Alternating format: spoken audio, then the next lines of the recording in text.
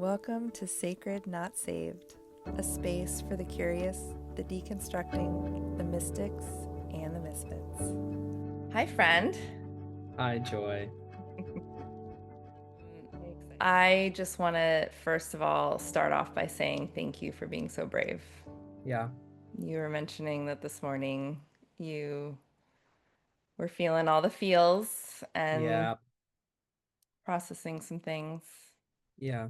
Yeah, it's really brave to put your story out there. And I'm so excited. I'm so excited to hear it. I think also this is kind of the direction it's going for a lot of people too, is like stepping into that authenticity and creating. It's almost weird, like when I say creating, you think like arts and crafts, but even speaking and stringing together sentences and sharing your heart. I mean, that's kind of the essence of creating. And I feel like that's Absolutely. kind of where everyone's being guided right now. And you have been doing a shit ton of creating recently. Yeah. Yeah, scary. Creating, I want to say creating a new self, but it's not that. It feels like that oftentimes, but Yeah. it's not that. It's actually remembering. It's Yeah. remembering your true self. Would you say that that's Yeah, it definitely feels like almost like I've crafted a new identity, but it certainly is like waking up. Like when I listen to someone like Justin Paul Abraham in the past, for example, like it's that like aha, oh, I remember who I like I am. knew I that. remember. Yeah, Yeah. everything's whoa, hold on. Everything's okay. Like Yeah. so yeah, it's been definitely a big remembering. Yeah, that's good. That's so good. So, do you want to dive right in? Yeah, let's do it. Okay, awesome. I want to hear about how your beginning started, how your first, like what kind of family were you raised in? Did your family, was your family Christian from the beginning? Yeah. Or did you go to church from a child, from the age of Mhm. a child? Yeah. I grew up, I guess you would call it like typical American, Christian family church. We're going to like Calvary Assembly, Assembly of God churches, like Faith Assembly. I went to uh a Christian private school, first through 12th grade. So I did not know I that. yeah, Okay. Oh, so you were in it. I was born and raised You completely were in into it. it from the start. Like it was Christianity was the biggest portion of my identity. Um, so yeah, Christian parents, technically missionary parents. They work for Campus Crusade for Christ, called Crew now. Yeah. Where In they, Orlando? yep, in Orlando. I did. Okay, so you were actually, were you born in Orlando? Yeah, I was born and raised in Orlando, Florida. Oh, and Okay. only in the past couple of years have I been living outside of Florida. But Crew used to be in California, and then they moved down to Orlando, so my parents came with them, Okay. and I was born in Orlando. Wow. So you were definitely steeped in that, especially the that space between birth and 7 years old when your mind and heart and body is a sponge. Yeah, yeah, Yeah. it was all I ever knew. And growing up, so school is basically church, and then church is church, and then I'm getting into middle school, and I'm doing the really cool middle school. uh they had their own service, so it'd be so cool to go to that. And then high school, and then into Wow. college had their own service, so it was just one kind of awesome thing after another, and just fully Yeah. belonging to that. And it was a blast. So you had a, what would you say? Would you say that it was a really good experience growing up in that atmosphere? Yeah, I mean, and we could certainly get into details. Uh, there were certain key people in my life that it was pure hell, and they just Mm. happened to come from the church. But I would say, like as a whole, big picture, it was pretty great for me. I That's had a so good good. time. I wasn't really kind of questioning anything. I was just I was just living in the bliss. That's so good. That's so what would you say if you don't want to jump to this quite yet, I'm totally cool. We can flow however you want to. What would you say was your first experience with God Hmm. or with what you really felt was God and felt like undeniable, like where you felt seen? Hmm. Can you remember like at what age? Probably middle school. We would do these yearly retreats. We called them fall renewal, and we would go out to like a hotel, and they would have activities throughout the weekend and split up into groups. And that's kind of like the one yearly time where God really moved in the church, where you could, That's so funny because my understanding, I was not personally raised in the charismatic church. I entered that later on, just like you did. yeah. But Calvary Assembly and Faith Assembly, is that what you said? Hmm. I always thought that they were kind of like on the edge of that. No? Yeah, I mean, as far as spectrum of Christianity, I would say they are kind of on the edge of charismatic, but it's funny, Okay. I grew up any kind of the typical charismatic church in America would be Bethel. Sure. So Bethel was always kind of like the scary place, don't go there, like Oh, don't mess with you were them. told like no, that's Yeah, were you told that that's of the devil?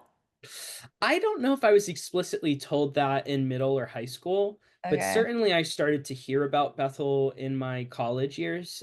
So this would probably be like 2012 and on. Okay. Probably as they're getting more prominent with their music too.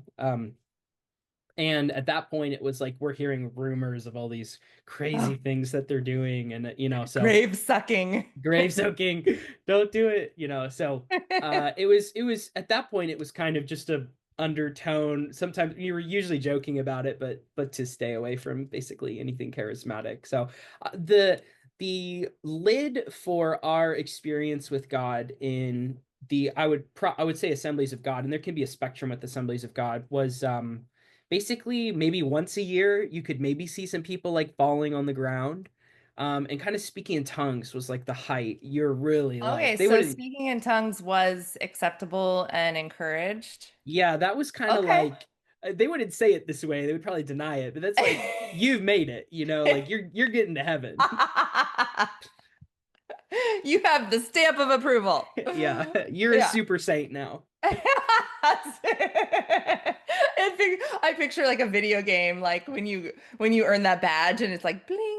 Yeah, Super yeah. Saint. Well, and maybe I don't want to jump too quick, but maybe even that I could pinpoint that as a attention for me because I never spoke in tongues. And, so that was years of like begging and like, oh my God, God doesn't love me. Like, I didn't think about it that often, but whenever like our yearly retreats, when they're like, take it, Sure. take it, take it, and I'm like, I'm taking as much as I can, you know, there certainly was some tension there for me.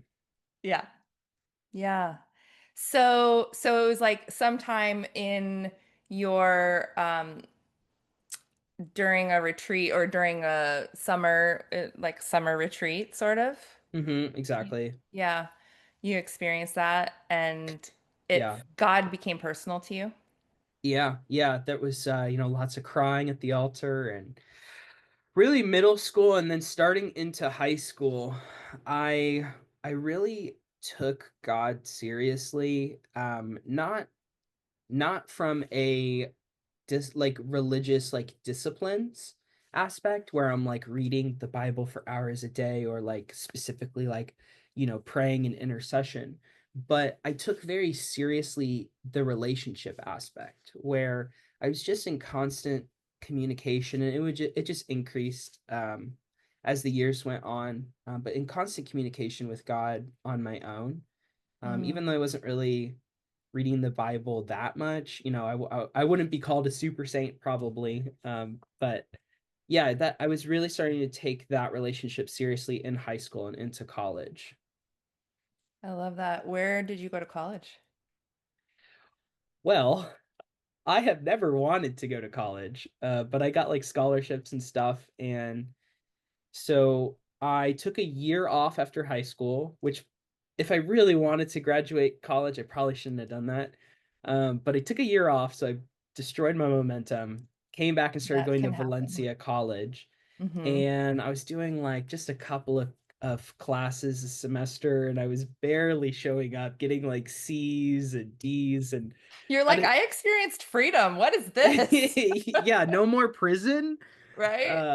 So at a certain point, a couple years in, I still didn't have my AA, and I was like, Mom, Dad, like, this isn't the path for me. This is And not that right. was that was still at a time when people weren't really talking about other paths than college. Right. Now Right. it's a lot more common for people to Yeah. say it, but it wasn't so much at the time. And I remember my mom was just weeping, like throwing my life Mm. away. And Oh no. so So you really had to stand in your truth. yeah, so I never thought Wow. about it like that, but that was probably my first really big like honoring what I knew was kind of inside of me of like, no, Sure. this, I tried to honor my parents, I tried to make this work, and like, but it's clearly not the direction that I can move in authentically. You tried to be the good boy. Yeah. Yeah. Wow. Yeah. So then what would you say your so you had a good relationship with God Yeah. and not a whole lot of known clench or trauma around Christianity or religion or even your walk with God, would you say? Like, Yeah, I mean, we could nitpick and certainly say the tongues thing was kind of a frustrating aspect. hmm And there were certainly different very abusive people in my life, including one of my parents. And so subconsciously, that obviously probably from the start made a faulty foundation with relationship with others, obviously, but also some aspects with God. And Sure. Well, but our parents, go go ahead. ahead. On Our, paper, everything was good. yeah. Yeah. The way it should fit in the box, right? It Hmm. was neatly placed in there.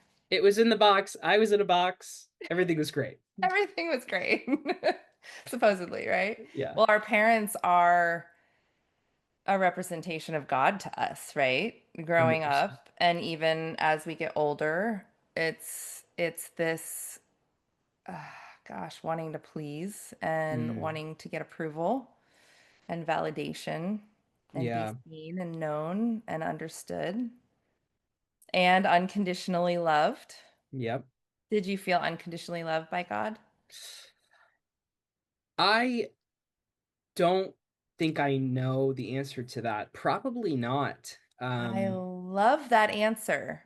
I think the That answer is is probably beautiful. not. I think in the past month or two, I have been facing and grieving the fact that my relationship with my parents, not of my relationship with my parents ended up being very conditional in certain ways, Hmm. conditional to be loved or to feel that sense of safety. And so I would assume that that probably very much extended to God as well. Like if I'm not behaving enough, and again, playing that good boy role, Hmm. trying to stay in connection and love with people by being a good boy. Sure.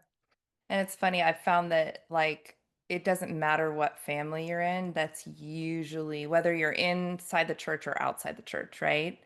That's usually a pretty known energy that kids have to contend with, that Yeah. you have to be good. Like Hmm. you have to be good in order to be loved.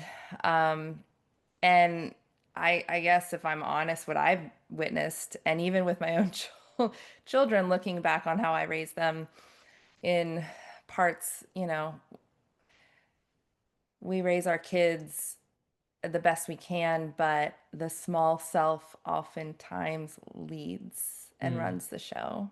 And we don't yeah. even know it unless we're aware and awake, right? And so it. it tends to be transactional, you know? Yeah. Parents tend to subconsciously want to receive from their children. It can be very transactional.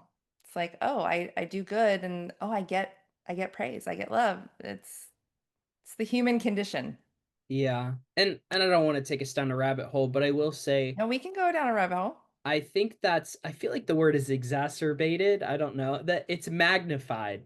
I think by the American culture itself being very hyper individualistic, and I think we're just built to be a lot more tribal. And so parents Mm, are just trying to survive raising just alone one kid. Imagine multiple kids on their God, right? own when it was designed to what's that? There's that saying, right? Like it takes a village, I think, to raise a Yep, child. absolutely. And it's super true. So doing the job of a village, just the two of them, of course, I mean, they're just trying to survive and do their best, and Yeah, you know, yeah, there's consequences for that. sure. That's interesting. I want to go in two different directions, and I'm not sure which way I want to go first. Let's speak to the tribe really quick. Yeah.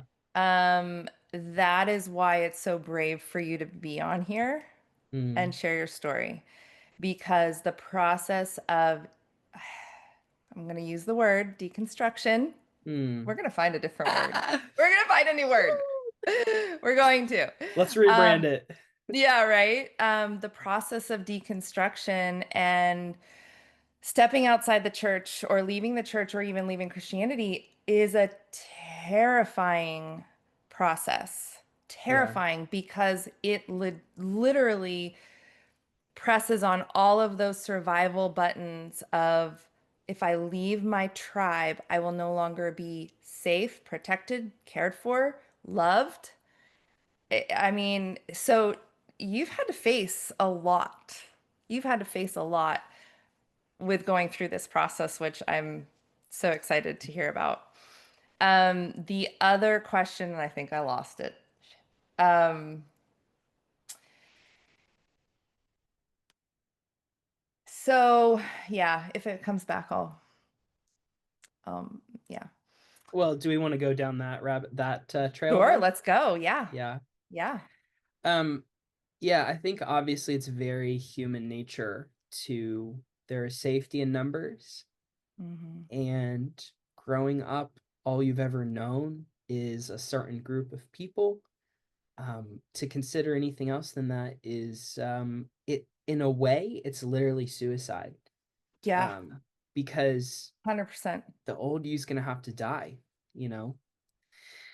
So yeah, I mean, it's so many really big things have come up, and we can dive into that as much as you want. But one thing I will say that has grounded me or rooted me or brought me kind of a calming down in that process has been really discovering who I am, but discovering my values and realizing that my values haven't changed in any way through this process, if not have refined.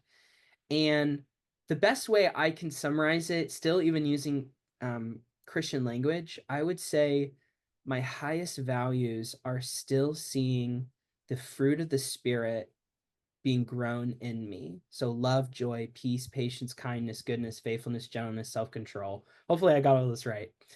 And and you know, uh, growing up my whole thing was always trying to reduce sin.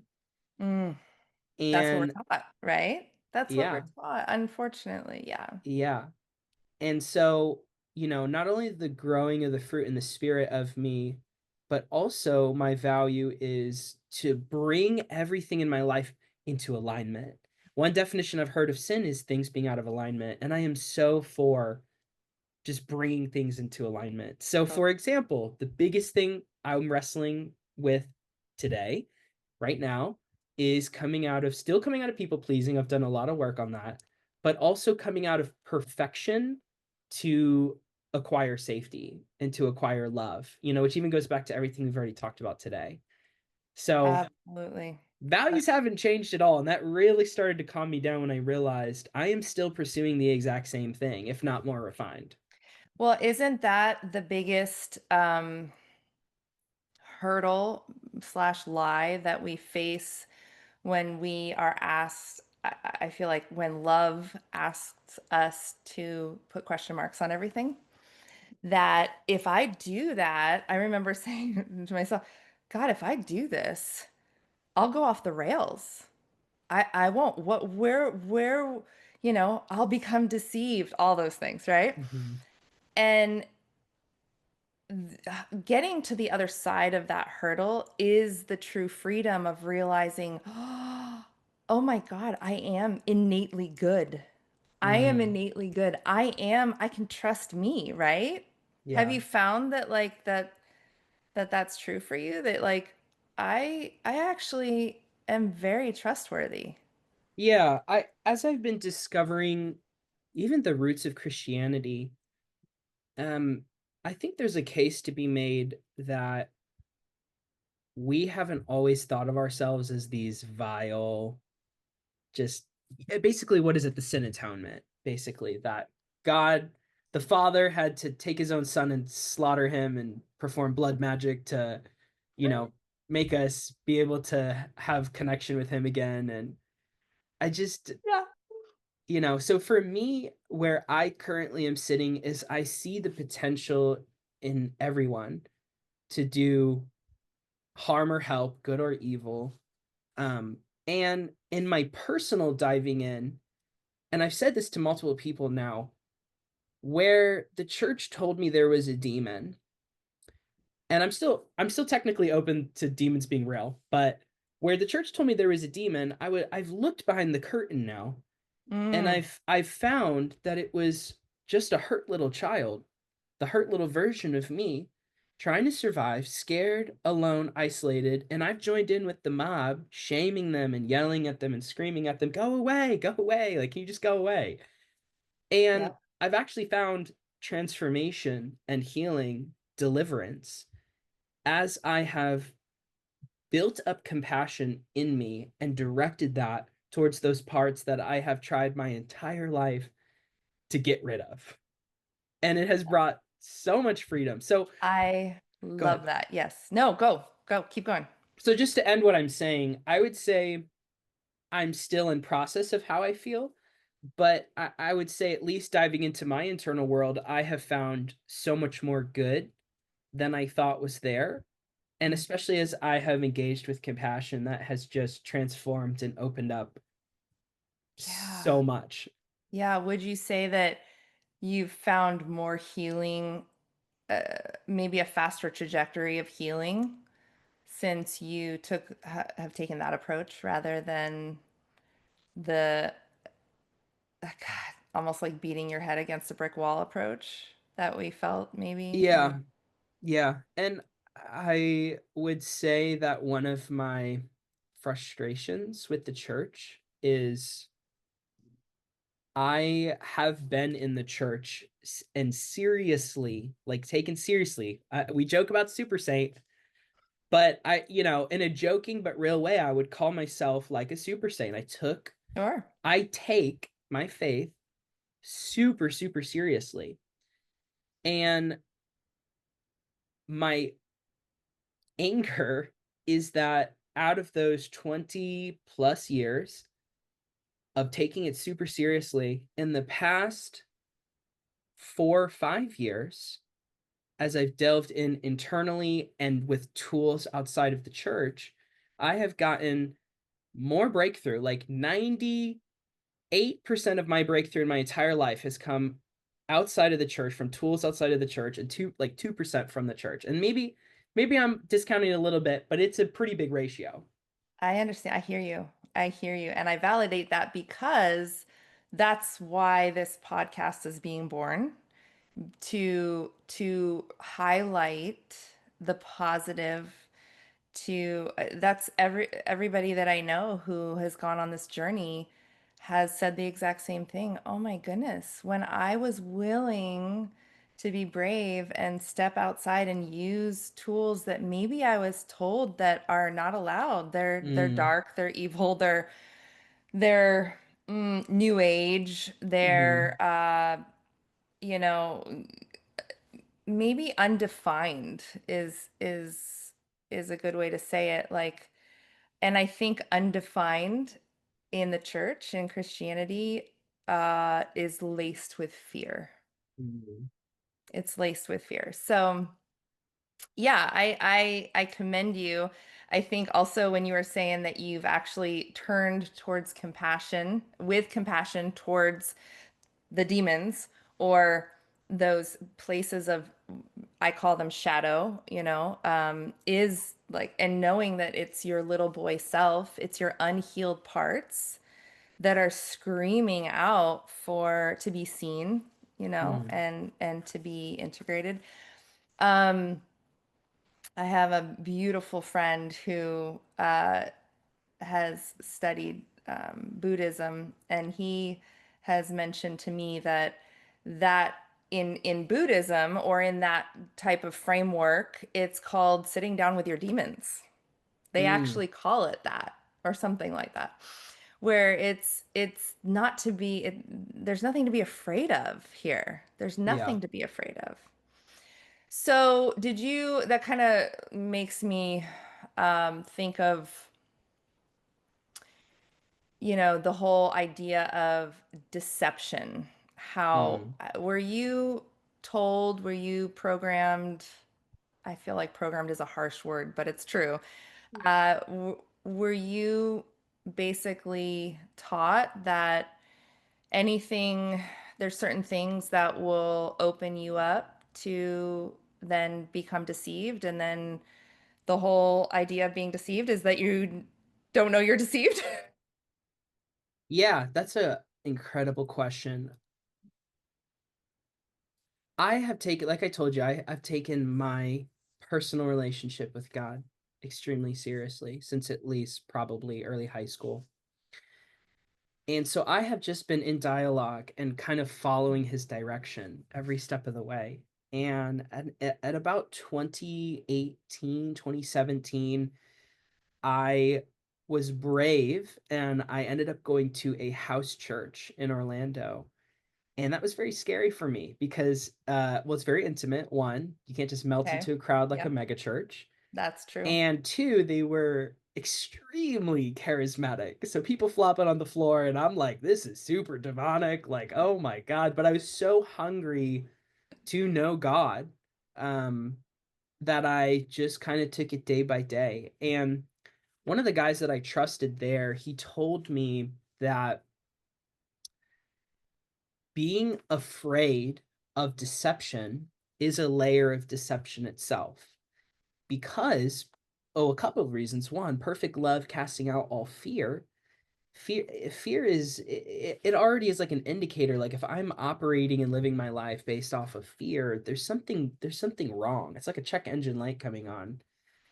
And so that kind of became my foundation for wading through things that were scary and unknown, um, Mm, of fear, being afraid of deception is already a layer of deception itself, because it indicates too like this separation from God, as if I can just slip out of his hands so easily.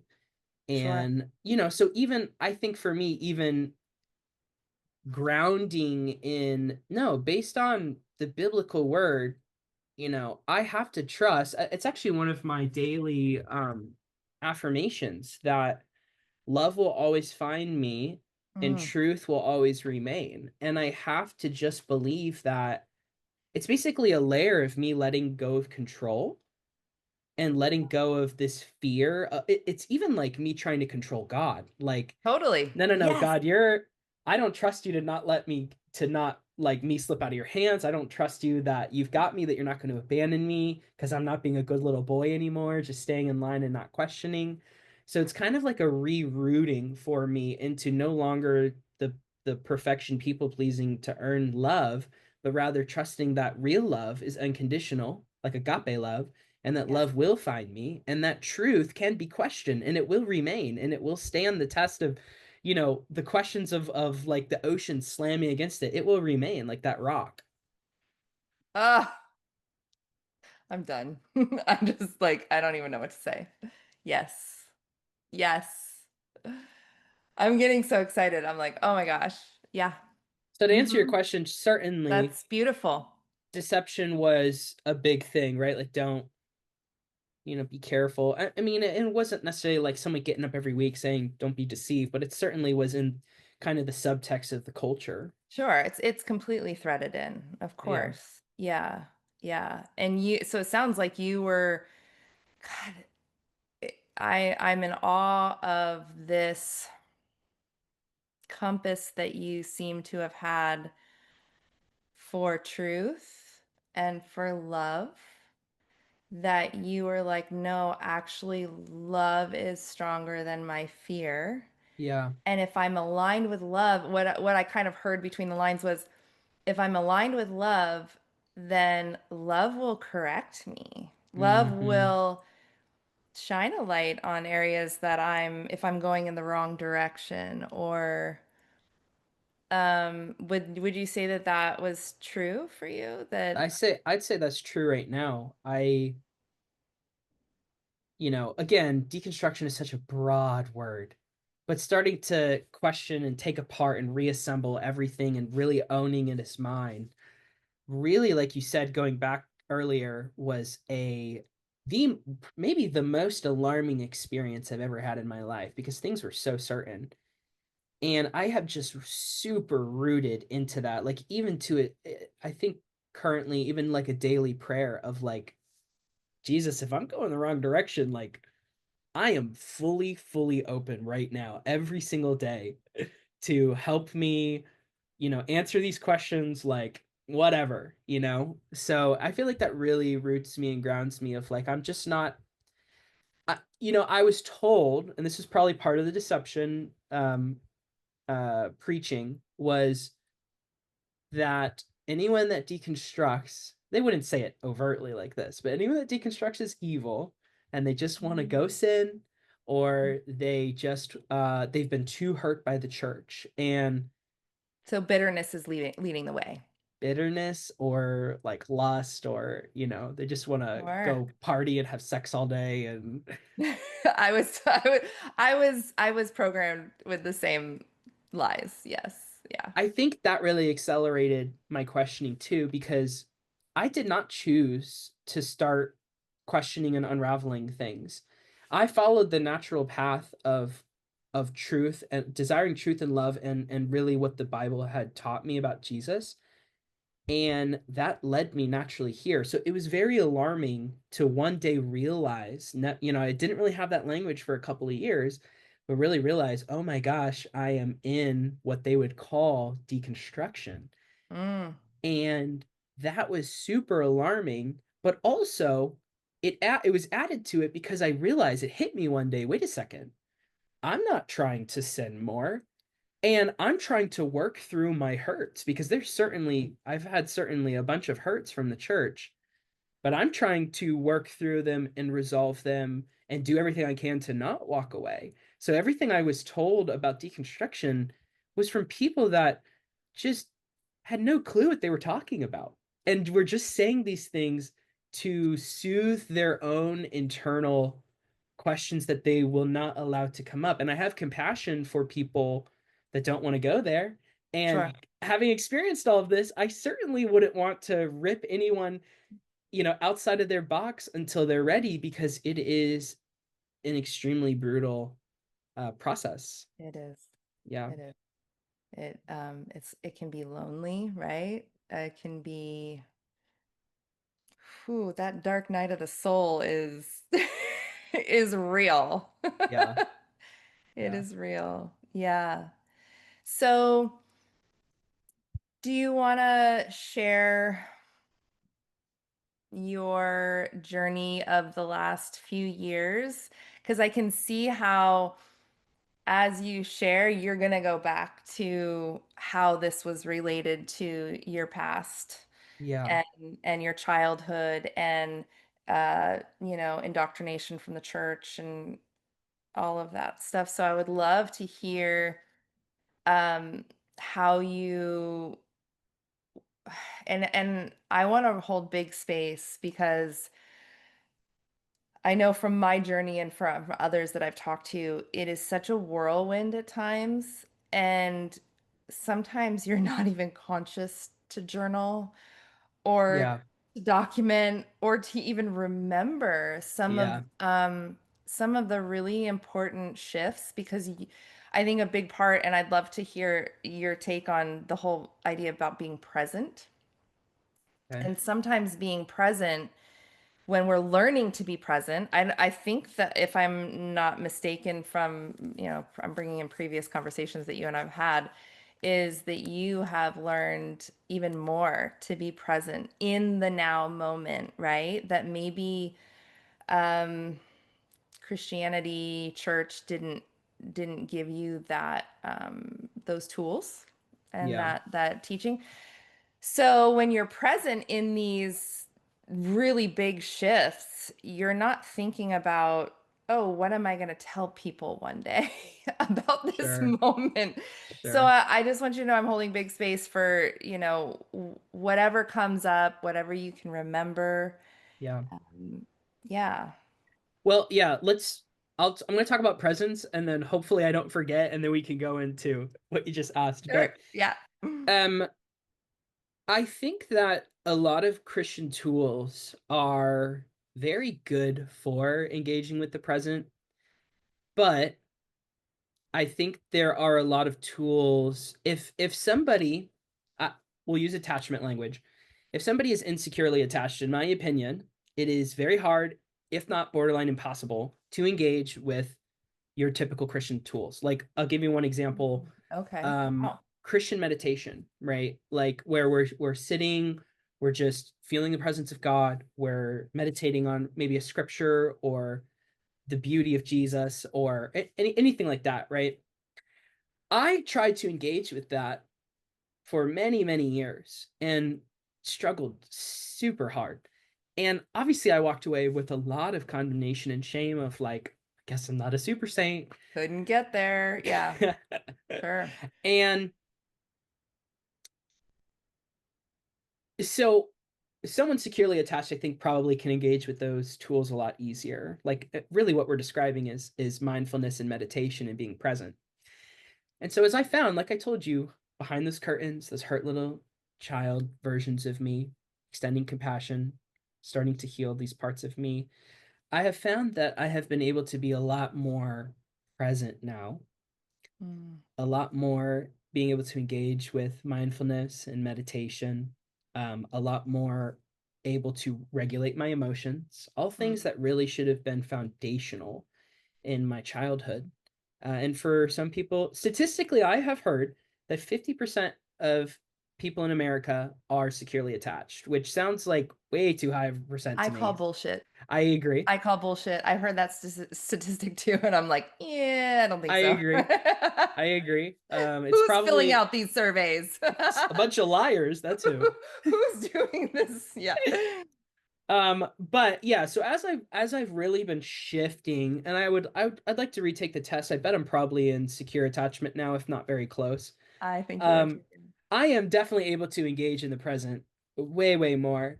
And I found this a couple of years ago. I had this revelation, and I realized that God is really found and encountered in the present.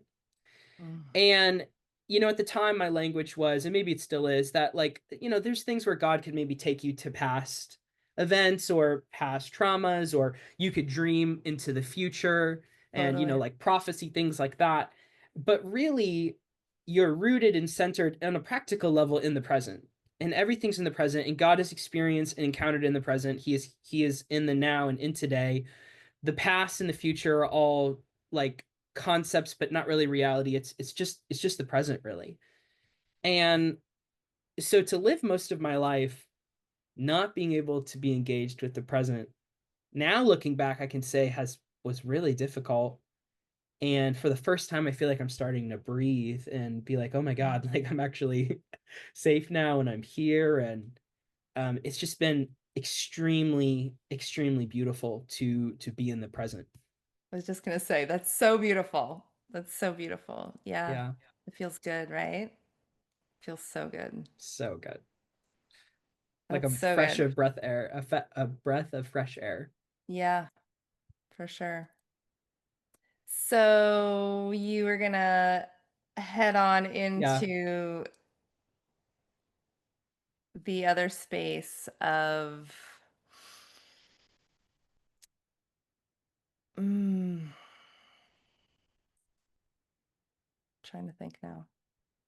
of how I really started to question things. Yeah, like what was your beginning? You kind of touched on that you started to, question the deception, the role of possible deception. Mhm. You went to a house church that was like kind of mind-blowing and scary and Yeah, all the but things. exciting. Yeah, yeah. So tell me more about that. Tell me Yeah. how did that unfold for you? So the house church was an incredible time in my life. I felt like I really tasted tribe and family Mm. for the first time in that experience.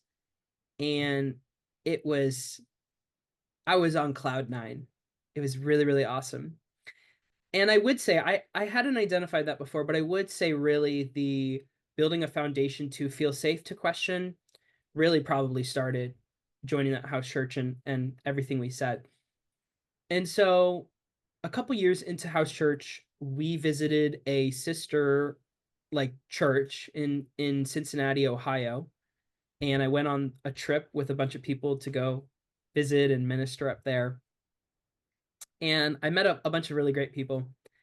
I came back to Orlando and I had joked for many years like, oh, I hate Florida, I'd like to leave Florida, but I never seriously thought I'd leave Florida. And I started thinking about it, and one night I'm walking the dog and I felt like God told me dare to dream again. And I really started dreaming, and I was like, well, I've always wanted to live in like a house of guys, and I know a bunch of guys up there. So I ended up taking another trip, and I just knew I was like, I should move up here.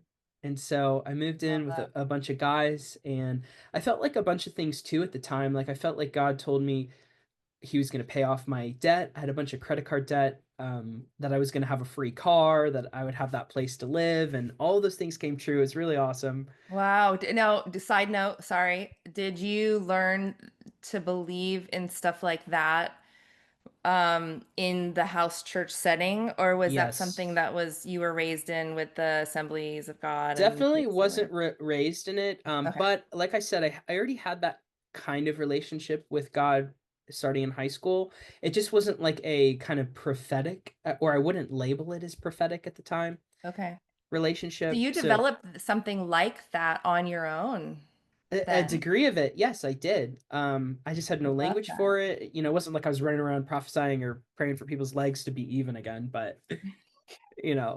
sorry, a little bit of shade. I love it. It's But okay. um the house church really accelerated that, Okay. really Cool. dove me I deep love that. into to really like what I would even now say is I would say the Bible is very mystical, and that's Hmm. pretty undeniable, and people can try to strip it out, but I don't think they're actually living out real Christianity if they do that. Hmm. So charismatic can definitely get real weird, and they certainly have things wrong, but as far as Christianity goes, I think anyone that honors spirituality and the mystical aspect of Jesus, I think that's someone that's actually reading their Bibles. Totally. I But agree. So Ohio, yes, you so I ended up moved moving. there Yep. and what do you discover? What do you discover about yourself? Ohio, when I first moved, I was on cloud nine. I have a video probably where it hit me. I'm looking around, or at like a park with a bunch of friends I just made, and I was like, I'm in heaven. It was Mm, the most heavenly moment probably I've ever felt in my entire life. I was like, oh my God, I'm in pure bliss right now. And within a couple of months from there, everything started going super downhill. And I entered what I now know was the long winter of the dark night of the soul. Wow. And I think on a practical level, it was because I had moved out of where I'd always known. I wasn't with my parents anymore. It's the first time I wasn't living with my parents. And I was in a place I didn't really know. And also, statistically, they say that anytime you move, it causes a lot of trauma to your brain. Like it's pretty high Mm. up there on the trauma scale Yeah. because your Yeah. brain has to remap everything, and it's not used to Absolutely. Yep. living That somewhere makes sense. unfamiliar. So I'm sure that that was a part of it. I just started discerning like lots of things off, and like I kind of started backing away from all the ministry things. I was like on leadership and I stepped away, and which ended up being interesting timing because a bunch of scandals started coming out pretty much after I got off leadership. So it was pretty wild, You but were almost protected, right? very interesting. Yes. Yeah. So, but that really, Ohio became my Dark Night of the Soul era, which was from about 2021 to 2024. Didn't you tell me that you lived in like the basement too? And yep, I lived in a That basement. so you can't deny the funny, what, allegorical, metaphorical aspect of that. Yeah. Yep. But I was super happy. I was like, I'm just in another state with my boys. Like, I don't care about living in a basement. There's spiders and Yeah. But it's interesting that you went there, that's where you lived, and therefore it was almost like the dark night of the soul is the tomb. It hmm is the tomb that we die in. We Yep. Yep. we're buried. Yeah. Okay. So tell me more. Yeah. So that that was that was the darkest time of my life, obviously. Um, it literally felt like I was in a pit. At the time, I akined it to like Joseph being thrown down in a pit, abandoned by his brothers In the basement. in Sorry, the I basement. can't get over that picture. Yeah, go ahead. Um, and you know, I was I don't remember what I was doing. I think I was outside or walking or something one night. And oh no, I was visiting Florida again at the time, and I realized um I had felt like God had told me to get up and walk, like just the one little piece in that darkness is I just want you to start walking every day. And what I hadn't realized is later I went back and I listened to a voice memo I had recorded of me on I just know very little of the guitar, but me on the guitar worshiping, and I was singing as the lame man on the side of the road. And I realized that God had told me to get up and walk like that lame Ah, man. And wow. so that became my little light in the darkness, my only thing I followed. And I followed it to the T. I walked outside every day for an hour for months. It was like a movie montage. I'm talking rain sideways. I'm talking snow. I'm talking umbrella flying away. I'm I can talking picture it. -degree weather. I mean, Wow. rain or shine. It Wow. was just me walking every single day. And TikTok was starting like I've always had the experience that God speaks through literally everything, or not. I've not Absolutely. always had that, but for a long time. Yeah. And so TikTok, I felt like I was keeping bringing me all these different TikToks, and one of them was this book called Atomic Habits. And I read the book, and it was everything God had been telling me about this kind of 1% change over time and like different things, and my revelation that God moves in the exponential. It looks like nothing, and then one day everything changes, and it was just like it was so awesome. Wow. And so it was a multiple year process of going through the dark night of the soul. And really what I would say now is the 80% church boy died Hmm. in that place. And eventually I resurrected in a new way. But really it was coming out of my identity being my safety and identity being on agreeing with people. Ooh. And I had to do that to survive. And so I have nothing but compassion. But eventually, that had to die so that I could actually live and be present, like we were talking about. But that was a majority of my identity. I had really until the last couple of years no idea who I even was. Because I was just surviving. I wasn't anybody. I was just surviving. If you say this, yes, okay. Don't hurt Yep, me. Don't abandon me. absolutely. Like I will shift shape if I have to. Yeah, it Yep, will be what you need. shapeshifter 100%. Everybody loved me. I was Ship the shape. party Did I man. say? You caught what I was. Yeah. Yeah, Yeah. that. Shapeshifter. Shape shifter. Thank you. I was like shifter. That's right. Yeah. Wow. Yeah, that's powerful. I love that. It's funny when you're talking about movement and you're talking about walking. There is something really powerful about movement that Hmm. helps us process really quickly. It's interesting because there's a whole case to be made for sitting still and meditating, right? And going there, going into the ethers or going within.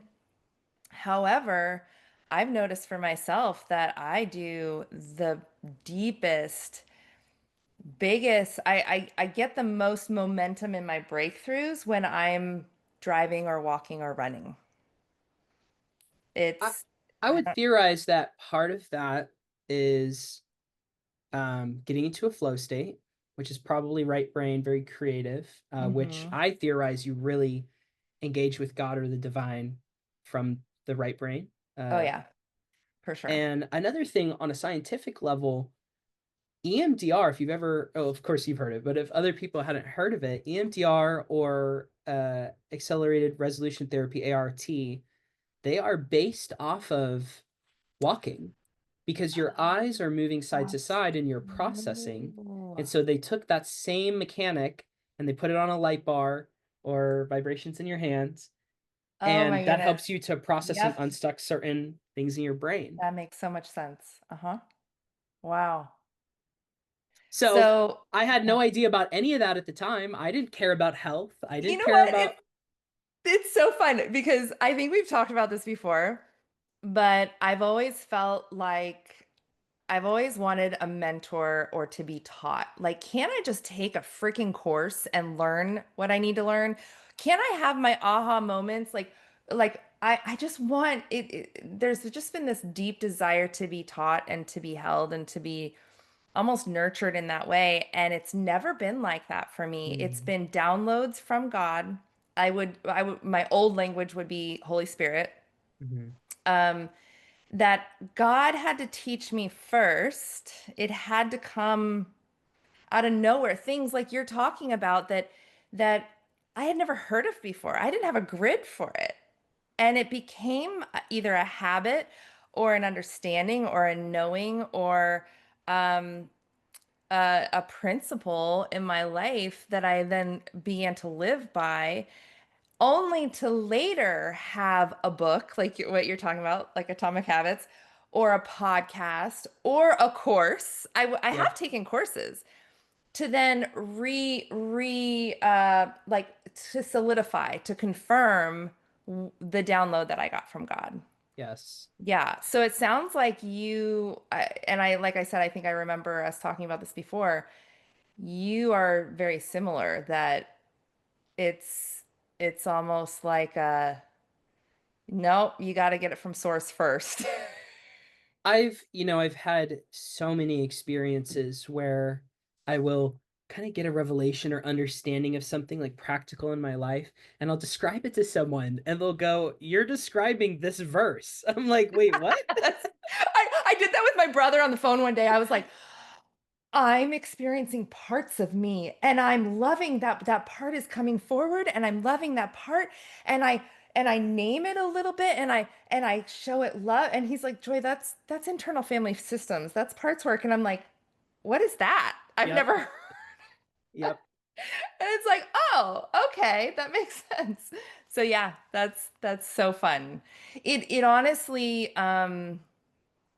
it it really produces an adventurous life, a mystical life. Yeah. I'm just now recently. starting to, just within the last few years myself, understand what a gift that is. It's honestly felt like a curse. I don't know. I'm curious to know how you felt. I know for me it's like alone, abandoned, grasping. I found like if I look back on my, you know, early years, first maybe 30 years of life, 40 years, I found myself grasping, just yearning for somebody to lay it all out for me, Yeah. to connect the dots for me, Yeah. you know? And I never Yeah, had please do that. the work for me. Yeah. Yeah, almost. Well, Not it's not funny in because a that's what I do for others. I yeah. connect the dots for others. That's what I do for my clients and for my friends and for my family.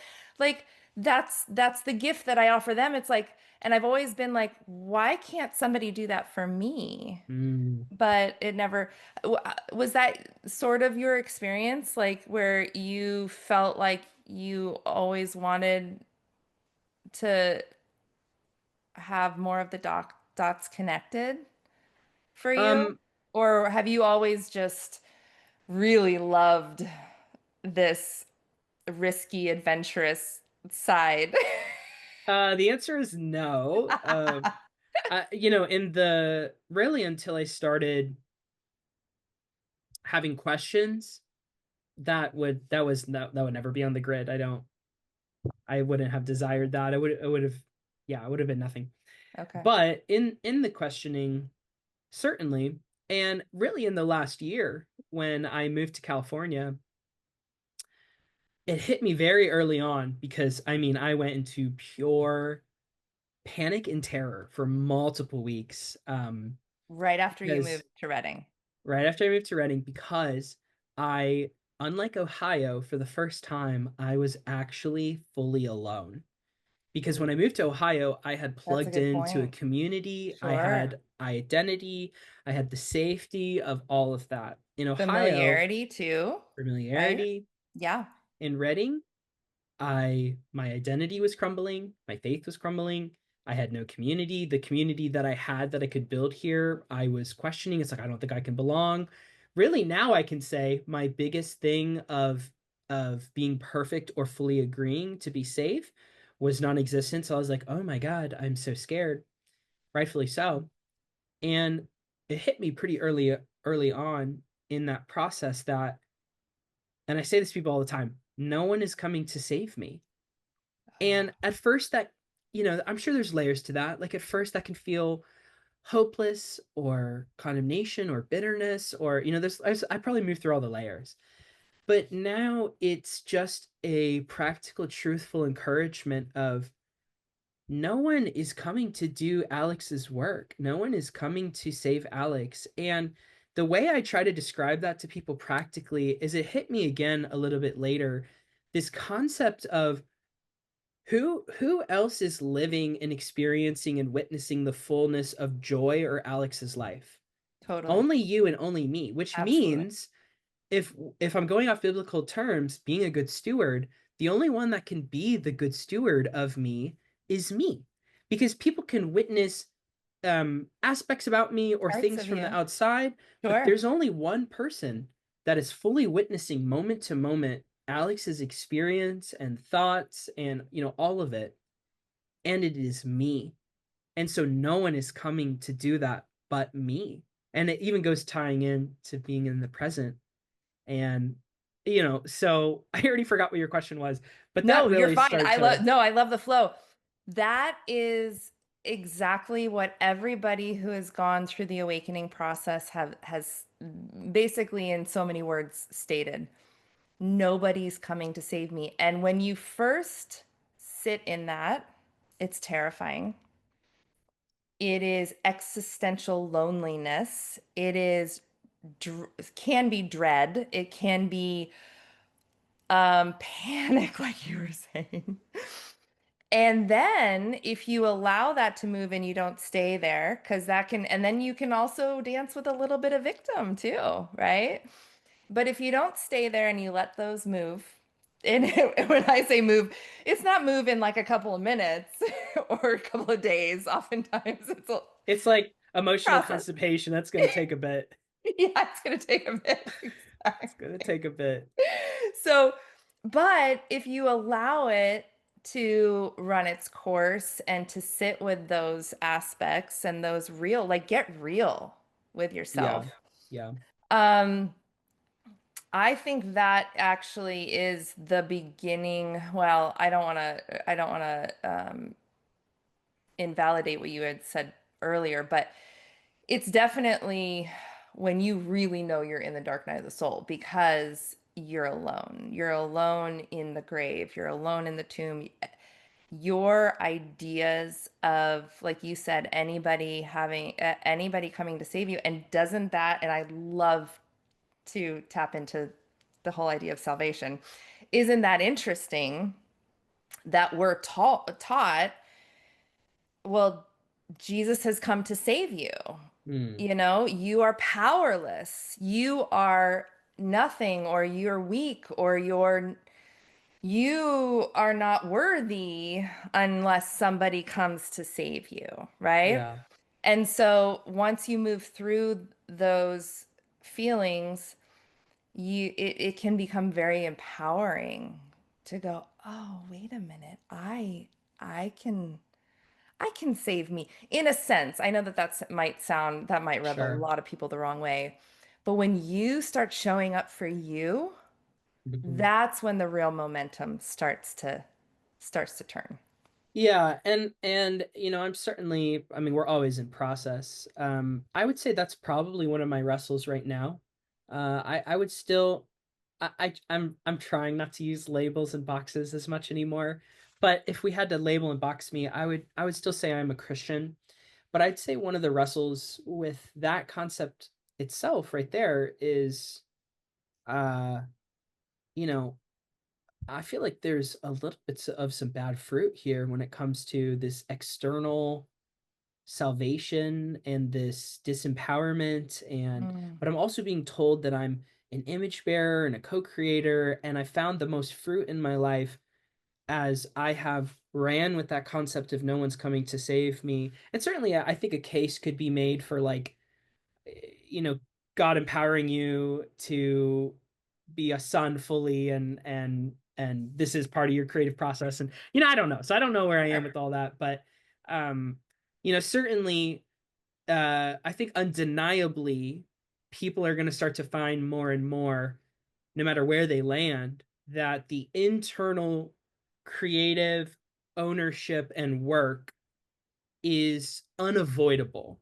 Mm-hmm. and people are Mm-hmm. just going to have to start owning more and more and more that reality of no one's coming to save me and I need to be a good steward of me, basically. Yeah. Yeah. I love that. That's powerful. And you're like, I know. It is. And I'm living in it. Yeah. So where would you like to go from here as far as, because I really am curious about that aspect. You're saying, you don't like boxes, right? And you're not Yeah. wanting to, and I don't either. I feel you, and I would love to dig in and hear about where you're at now in the present Yeah. moment about Jesus and about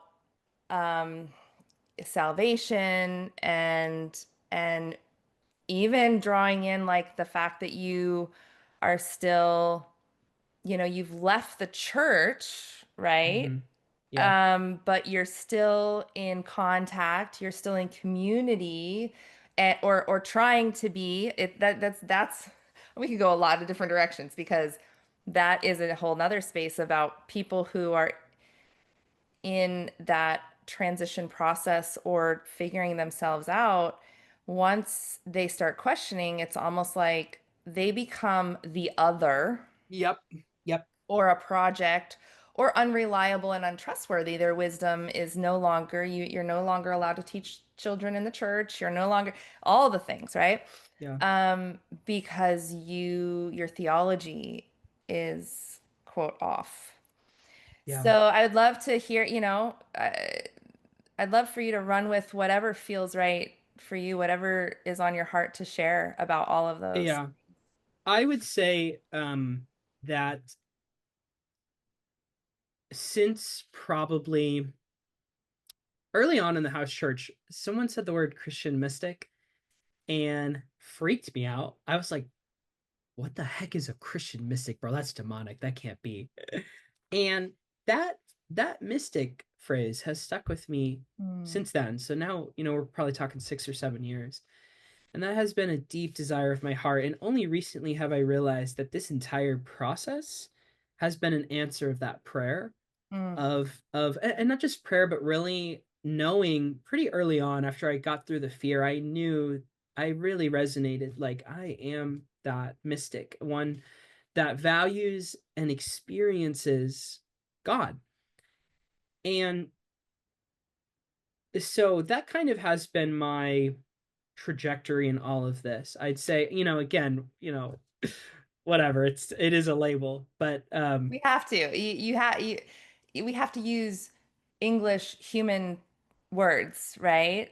And yeah, I love Ram Doss's saying that he says, I'm going to use one illusion to get rid of another illusion, knowing I'm going to throw all the illusions away. yeah. Oh, that's great. Yeah.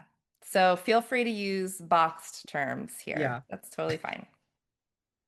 So and speaking, that's the point. Speaking of boxes and labels, another one of my daily affirmations right now is that I'm safe to let go of labels, boxes, which really is control, and Yeah. be fully present. Funny, we were talking about being present. And that was actually a big key for me in the last 2 months because I was really freaking out being in community and going, well, I'm questioning these things. I already don't believe certain things. Um, I don't belong. Like, oh, I got to figure out what my label is so I know if I belong or not. And the Mm, reality is that a life of being a mystic anywhere, anyone, is one that is saying yes to the invitation to step outside of the comfort of boxes and labels. oh, And that's early on, that was a superiority complex for me, is probably with most people. It's a layer. But now it's not that I'm better than anybody in the slightest. It's just that this is the adventure I want to go on. I want to experience the things that are outside of the very valid mm, safety of a box. A phrase that I heard that stuck with me over the last year or two is make sure you know why the fence was built before you tear it down. And that's that's been really beautiful. big for me That's of, okay, beautiful. but let Yes. me also honor boxes that have been built and where people are and where they want to be. But I know for me, as I've connected more with me, I have always been built to be an explorer and an adventurer. And so, in a way, that has been a thread throughout my life that probably I inevitably end up here 10 out of 10 times, is because that's just who I am. I'm an explorer, I'm an adventurer. Yeah. And so, where I am now is a lot of unknowns, but really, the honest answer of reality and being a mystic is that it's all kind of unknown. Sorry. There's labels and I'm not swapping one labels in box for another labels in box. A lot of people you'll see deconstruct and they'll jump to new age or I've heard of people jumping to like another Abrahamic religion like being a Muslim. So, Mhm. things like that. They just swapped one box for another and to each their own. But for me, I really want to keep saying yes and being brave to no, I don't want to just comfort myself by building up labels and boxes again. I want to start to to be safe and comfortable in the unknown, which from what Mm. I've heard is actually very Jewish. I've heard Jewish mysticism. Yep. that they are Absolutely. very their culture was very good at the mysteries and the unknown, and it's They very held Western of us to label and box and know everything. they held big spaces. Yes. They held big space for the unknown. I mean, well, isn't it like the name of God is breath, Yahweh? Yeah, Like you right. can't define that, right? You can't Hmm. define breath. You can't box it up. You can't, right? Yep. You can't gatekeep it either. That's true. Unless Yeah. unless you choke someone out, but Yeah, right. Wow. Wow, that's beautiful. I feel like I feel like there's so many things that we have not even. Will you come back We'll and have to do a part two. Yeah. can we do a part two and maybe even a part three? 'Cause Yeah. There's a because lot for sure. there is a lot. There is a lot. And I want to honor your process and I don't want to bulldoze through it. Hmm. But I love that where you've landed, you're like, I've landed nowhere. I've landed in the space between spaces, right? Yeah. Like that's and the mystic and the adventure. Um, I'm yeah, I find myself, and this is probably why we were drawn to each other, is I've always had a full fuck yes to life. Mm. Pardon my French. And I love doing life with others Hmm. who have that same yes. Yeah. And that's what I hear from you is that you've got that full fuck yes to life that is big and beautiful and cannot be boxed in, cannot be um yeah, demanded upon or told what to do or fenced in like you were talking about. I will say also I want to honor your surrender because surrender, I think with the full fuck yes, has to be partnered with a full willingness to surrender. And I see that in you. I Yeah. really see that and I honor that. It's beautiful. It's beautiful. I honor the pain. I honor the presence that you've given yourself. I honor the story that you have to tell. Holy shit, friend. You're here to change you're a Yeah. trailblazer.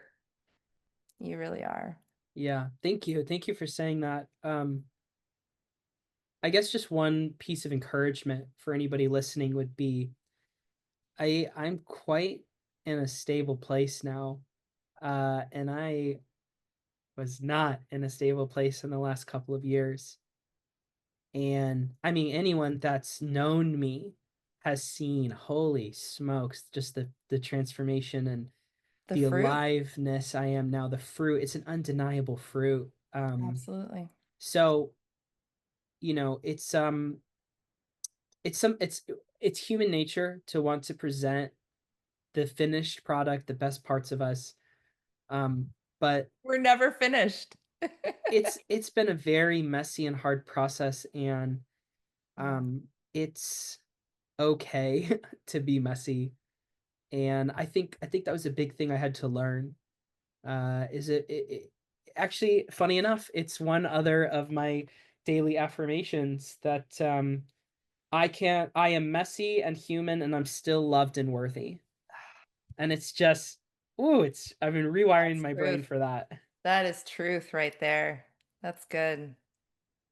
That is so good. I feel like your story can really bring a lot of comfort to people who are asking questions and who honestly don't have the community or family, friends even Mm, to say, "Hey, I'm asking I need to ask these questions. I'm wondering. I'm actually, you know, putting a pin in a lot of these things and labeling it with a question mark." yeah.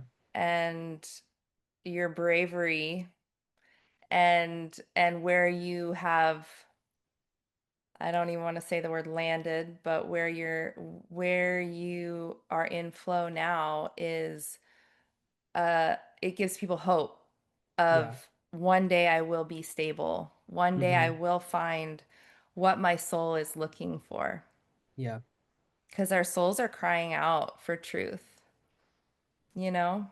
Our souls are 100%. crying out for that love. And you have been such a beautiful example of walking through and discovering self-love Yeah. because that is we can only receive love as much as we love ourselves. We can only give love as much as we love ourselves. And there's a definite correlation between how well we can know God, source, the all that is, love, is is completely linked to how well we can allow self-love to thrive and flourish. Yeah. I ponder that so often of, and that was probably earlier on in my journey too, of love your neighbor as yourself. And I was, wait a second, I don't love myself at all. Yeah. How am I loving, how can I possibly love my neighbor if I don't love myself? How can I possibly love God? How can I, by the way, one of the most beautiful things in Christianity, how can I love my enemies Mm. if I can't, I don't love myself? And I Right. was grown up taught, oh, self-love is bad. And certainly there can be a shadow or a negative side. You know, you could dive too deep into Totally. whatever, Ego. right? Yeah. But there is a light version of like bright version of self-love. And I think it goes back to that being a good steward. And I don't think anyone's gonna change my mind on that. Ugh, I love it. I love it. Thank you. This Thank was you. so fun. This was Yeah. so fun. I want to do this again. Yeah. Can we do this again? Yes. Thanks for having me. It was so great. Yeah. Thank you. I love you. I love you too. Thanks so much for joining us. Remember, you don't need saving. You're already sacred. Until next time, stay wild.